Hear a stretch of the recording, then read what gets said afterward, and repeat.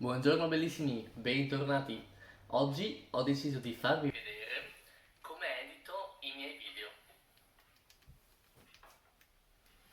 Esattamente, perché dovete sapere che non utilizzo un computer, bensì un semplice smartphone. E questo da un certo punto di vista è più facile, ma da un altro punto di vista è anche più complicato. Sì, perché mentre da un lato lo smartphone è più semplice dato che le applicazioni sono più facili e intuitive da imparare, ma dall'altro lato ci permettono di fare molte meno cose. Esatto.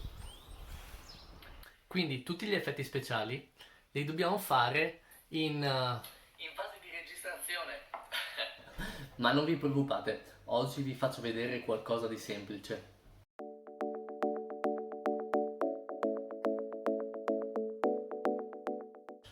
Come dicevo, iniziamo con qualcosa di semplice. Per la precisione, oggi raccontiamo la storia di questi due coniglietti.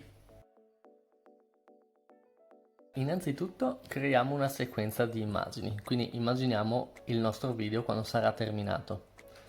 Quindi creiamo ad esempio una prima immagine dove il coniglietto numero 1 si presenta, poi vediamo il secondo coniglietto che si presenta, quindi il coniglietto numero 2. Poi cosa immaginiamo? Che i due coniglietti sono insieme e raccontano la loro storia, giusto?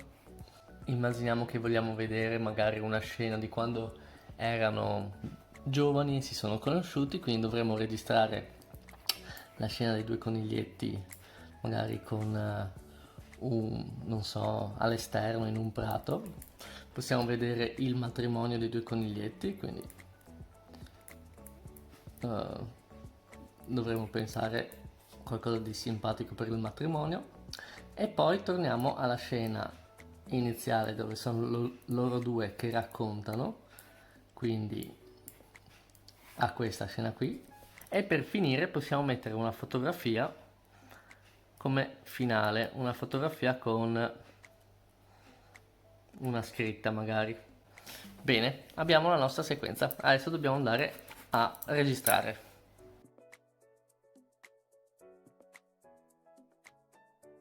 Per la fase di registrazione seguiamo semplicemente tutte le slide che abbiamo appena disegnato.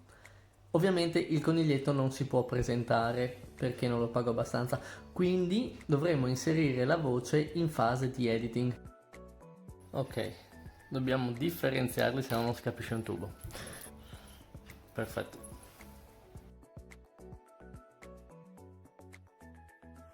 Stessa cosa vale per la coniglietta. E cerchiamo di riprenderli da diverse angolazioni per rendere più carino l'effetto. Fatto, fatto. Proviamo a inserire anche una transizione. La facciamo in fase di registrazione perché il programma di editing non ce lo permette. Vi ricordate che alla fine dobbiamo fare un'altra scena uguale identica a questa, con un altro tipo di registrazione ma sempre in questa ambientazione, con questo scenario? La facciamo subito, così non perdiamo tempo, non dobbiamo togliere e rimettere l'asciugamano, ricordarci com'era prima e lo facciamo immediatamente.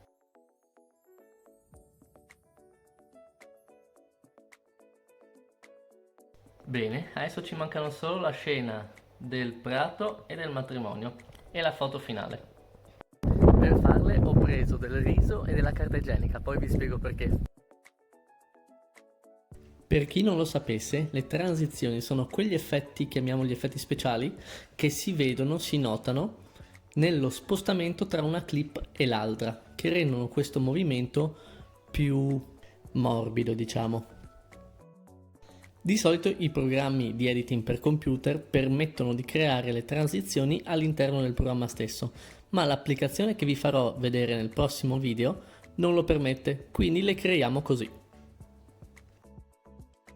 E con questo abbiamo concluso la fase di registrazione, che tra l'altro secondo me è la più importante, perché poi come editare il video su un'applicazione si impara in un attimo, ci sono un sacco di tutorial. Il prossimo video che farò sarà su questo, quindi vi mostro come edito io proprio su che applicazioni e come funzionano. E per oggi basta e con questo il video è finito, è terminato, spero vi sia piaciuto e che vi siate anche divertiti. Se è così lasciate un bel mi piace, iscrivetevi al canale e condividete. E se utilizzate i miei consigli per fare dei video e li mettete su YouTube o su Instagram, taggatemi. Hashtag mille o mille miglia. Ma basta!